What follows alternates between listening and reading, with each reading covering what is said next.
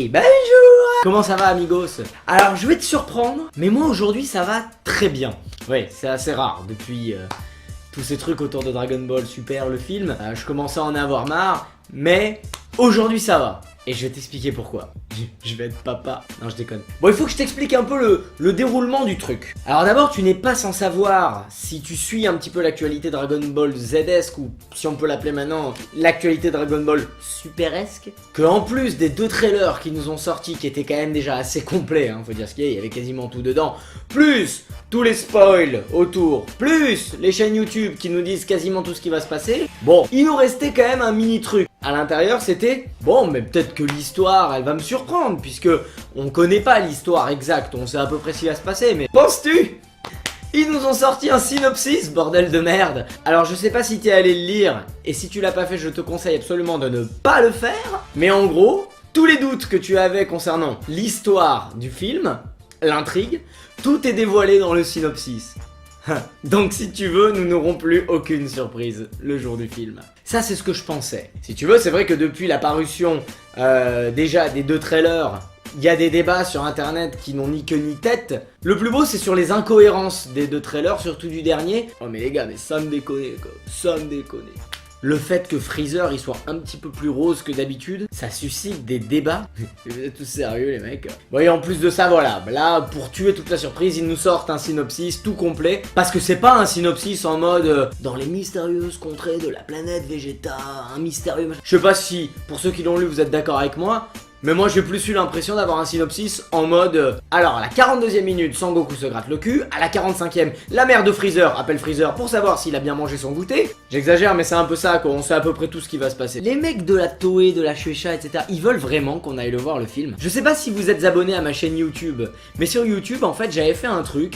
Avant de commencer les vidéos Dragon Ball, j'avais fait un voyage en Europe. Donc j'ai fait une vidéo par pays visité, j'en ai visité 8. Rien à voir avec Dragon Ball. Voilà, tu me vois visiter Amsterdam, Berlin, Prague, je m'étais bien amusé. Mais surtout, je parlais dans mes vidéos d'un certain Jean-Louis. Jean-Louis de la compta. C'est ce Jean-Louis que tu as dans toutes les entreprises qui travaillent à la compta et qui est derrière toutes les idées de génie que tu peux trouver un petit peu partout. Et je suis sûr que le mec qui a sorti le synopsis du prochain film Dragon Ball Super, c'est tout simplement Jean-Louis de la compta. Bon, le synopsis n'est pas officiel, c'est un synopsis qui est sorti sur un site de cinéma colombien.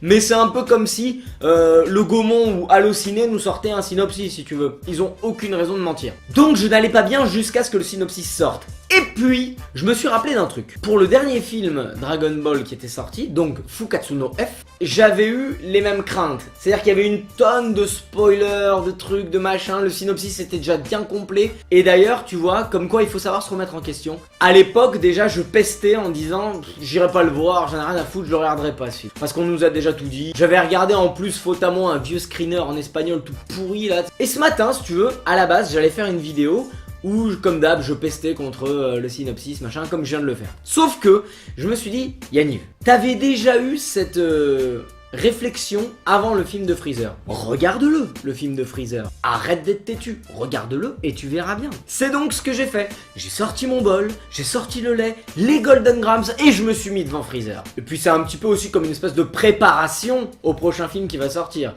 Je me prépare, je regarde un petit peu ce qui a été fait il y a pas longtemps en me disant que ce qui a été fait sera peut-être moins bien que ce qui va être fait. De la même manière, je me suis dit, puisque j'avais vu Battle of Gods, bon, Battle of Gods, c'était dégueulasse, c'était vraiment pourri ce film. Alors là vraiment, on en a rien à foutre. Ceux qui ont aimé, je suis désolé si je vous choque, mais il était nul ce film. Il n'y avait pas d'intrigue, il n'y avait rien du tout. Bon, mais je me suis dit, regarde celui de Freezer, regarde-le pour de vrai avec une bonne qualité, etc. Donc j'ai été sur Netflix, que ma femme paye 10 € par mois et que je suis le seul à utiliser. Merci chérie. Et j'ai regardé Fukatsu no F en bonne qualité, etc. Et je me suis demandé à la fin du film, est-ce que là je suis pas devant un de mes 2 ou 3 films Dragon Ball préférés? Tous réunis, hein. Il est génial Fukatsu no F. Je croyais que ça allait être un truc de vieux fanservice machin et tout, mais pas du tout. C'est vrai que le fait qu'il fasse revenir Freezer, j'aurais voulu du nouveau comme je l'avais dit dans la vidéo de Gogeta. Par contre, il m'a fait vivre des choses ce film, clairement. Déjà l'entrée, enfin la première partie, c'est-à-dire tous les guerriers qui se battent contre tous les soldats de Freezer. Bon déjà il y a Tenshinhan, hein, faut dire ce qu'il est, il est tellement classe Tenshinhan dans ce film. Parce que tu le veuilles ou non, il participe au combat, donc ça veut dire que c'est quand même un guerrier qui a de la valeur. Je ne cesserai de le défendre mon Tenshinhan.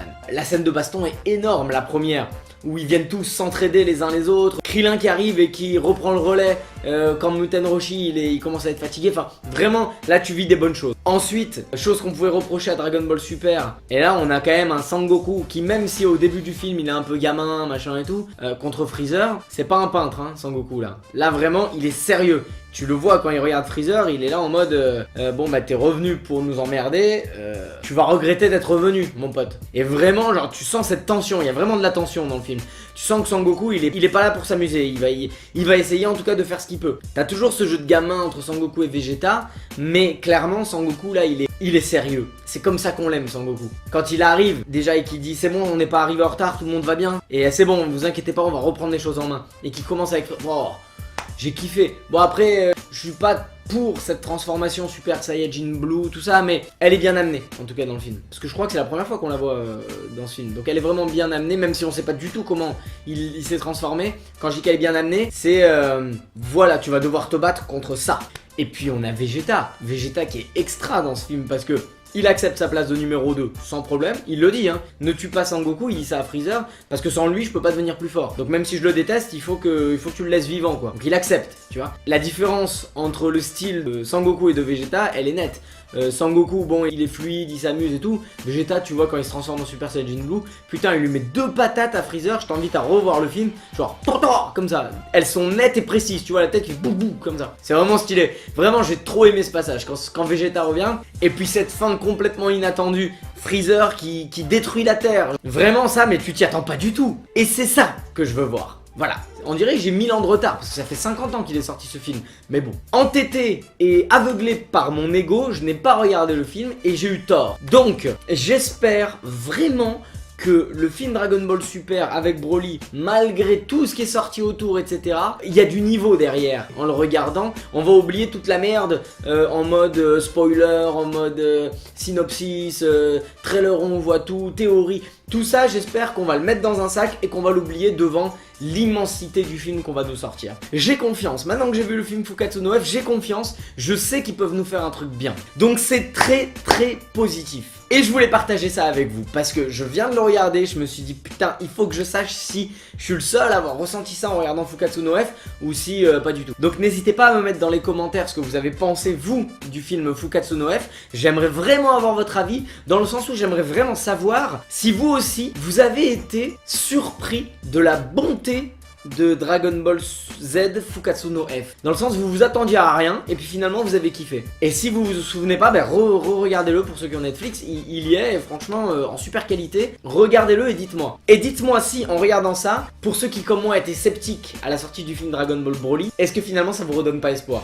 Parce que moi ouais, ça m'a hypé de ouf là, il me tarde de voir le film. J'espère qu'ils vont rester sur cette lignée, à savoir un Goku super sérieux. Dans les trailers qu'on a vus, on n'a pas trop vu Piccolo, Sangohan, etc. Donc j'espère quand même qu'on va les voir dans le film Dragon Ball Super Broly. De la surprise, beaucoup de surprises. Enfin il n'y en aura pas beaucoup parce qu'avec le synopsis qui nous ont sorti, on sait quasiment tout hein. On sait pourquoi ils sont sur une planète enneigée, on sait ce qui s'est passé avant, on sait autour de quoi ça va tourner. Surprenez-nous, voilà, surprenez-nous. Je suis désolé les amis, je sais qu'il n'y a plus trop de vidéos bien montées, etc. J'ai pas le temps. Pour essayer de pas perdre le contact, je continuerai à faire des petites vidéos comme ça où je parle. Mais ça n'empêche pas qu'il y aura des vidéos un peu plus travaillées. En fait, j'attends quelque chose en particulier.